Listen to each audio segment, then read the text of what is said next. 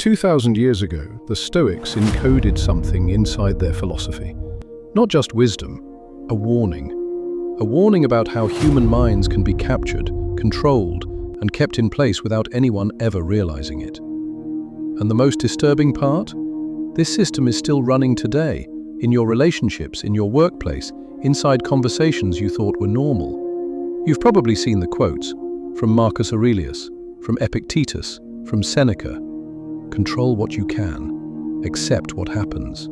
You have power over your mind. They sound peaceful, almost comforting, like calm advice for a chaotic world. But here's the part most people never think about. These men weren't writing self-help books.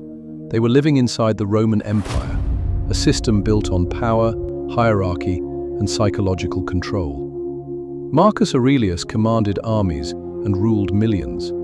Epictetus spent part of his life as a slave. Seneca advised emperors who could end lives with a single decision. These were not detached philosophers. They were observers of power. They watched how fear moved people, how authority shaped behavior, how entire societies could be controlled without chains. And when they wrote about human nature, they hid their insights inside philosophy. Most people read Stoicism and walk away feeling calm. But if you read between the lines, something deeper appears, a pattern, a map of how human psychology works and how that psychology can be used either to free you or to control you. The same ideas that can strengthen your mind can also be used against it. And in this video, we're going to decode 4 of those Stoic teachings. Each one contains a mirror. One side gives you freedom, the other becomes a tool of manipulation. Once you see both sides, you start noticing them everywhere. In relationships, at work, in conversations that once felt confusing, and sometimes even inside your own thinking. Teaching 1. Fear can be installed. The Stoics practice something called premeditatio malorum. It means imagining possible misfortunes before they happen. Losing your job, losing your money, losing the things that make life comfortable. At first, this sounds pessimistic. Why imagine bad things? But the Stoics believe that when you voluntarily face fear, it loses its power over you. If you mentally walk through loss in advance, the shock disappears. You realize the worst outcomes are rarely as catastrophic as your mind believes. But here's the darker mirror of this idea. The same mechanism that frees you from fear can also be used to create it. A manipulative person doesn't need threats. They just need your imagination. You'd never survive without me. No one else would deal with you. What would happen if I left? Now your mind starts replaying the same disaster scenario over and over. Eventually, that imagined future becomes more powerful than reality. Leaving feels dangerous. Staying feels safer. Not because staying is good, but because your brain has been trained to fear the alternative. Psychologists call this manufactured dependency. Control doesn't require chains. It only requires controlling the story inside your mind. The Stoics practiced this so nobody else could weaponize fear against them. Because when you truly imagine the worst outcome, you discover something important. You survive it.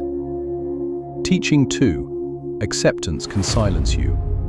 One of the most famous Stoic ideas comes from Epictetus. Some things are within our control, others are not. This is known as the dichotomy of control. Focus your energy only on what you can influence. Release everything else. On the surface, this idea is incredibly freeing. It removes anxiety. It stops you from wasting energy on things outside your reach. But in real life, the same principle can be twisted. Imagine confronting someone about how they treat you, a partner, a boss, a friend, and they respond calmly. You can't control other people. You should focus on your reaction. This is just how things are. It sounds logical, philosophical even, but look closely at what just happened. A tool meant to give you inner freedom was used to stop your outer resistance. Psychologists call this learned helplessness.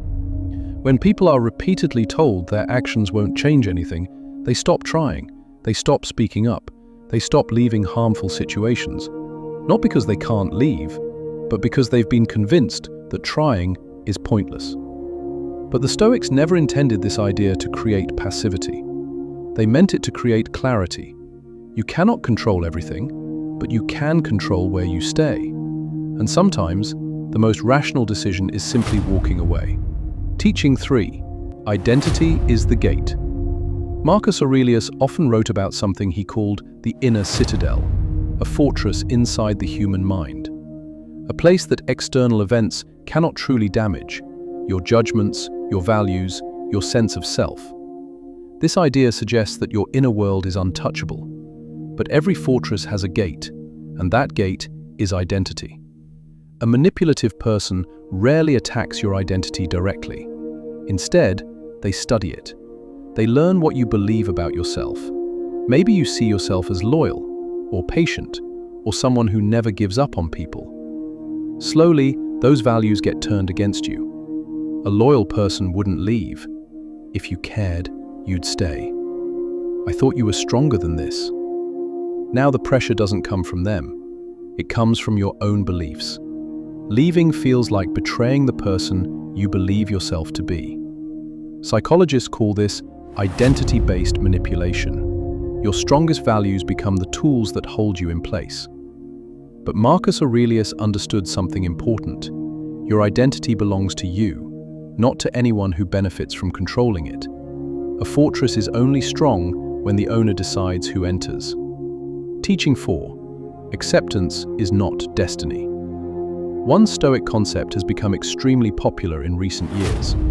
Amor, Fati, love your fate. Accept everything that happens as part of your path.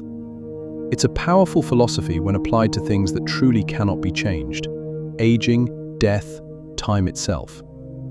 But here's where people misunderstand it. Not everything that happens to you is fate. Some situations exist because someone chose them. A toxic relationship isn't destiny. A manipulative environment isn't written in the stars. A situation where you constantly shrink so someone else can grow is not fate. Psychologists call this spiritual bypassing, using philosophical language to avoid confronting painful realities. The Stoics didn't teach acceptance so people would tolerate suffering forever. They taught acceptance so people could stop fighting what cannot change and focus their strength on what still can. And sometimes, that strength means making a difficult decision: leaving, changing direction, or refusing to accept a situation that diminishes you. The real lesson. The Stoics weren't naive philosophers searching for comfort. They lived inside an empire built on power. They watched fear influence crowds. They watched logic justify control. They watched individuals surrender their freedom quietly, without realizing it. Instead of ignoring these patterns, they studied them, then encoded those insights inside philosophy. Most people read Stoicism and find peace. But if you read it carefully, you find something more valuable: clarity. Because peace without clarity can become a quiet cage. But clarity gives you something else entirely: choice. The ability to recognize manipulation, the ability to protect your identity, and the ability to separate fate from decisions, your decisions. And once you see that difference, control becomes much harder for anyone to take from you. If this changed the way you see Stoicism, subscribe. Because here, we explore the hidden psychology behind ancient ideas, the patterns that shaped empires and still shape everyday life today. And tell me in the comments, which lesson stood out the most? 1. Fear. 2. Control. 3. Identity. 4. Fate. Sometimes, recognizing the pattern is the first step toward breaking it.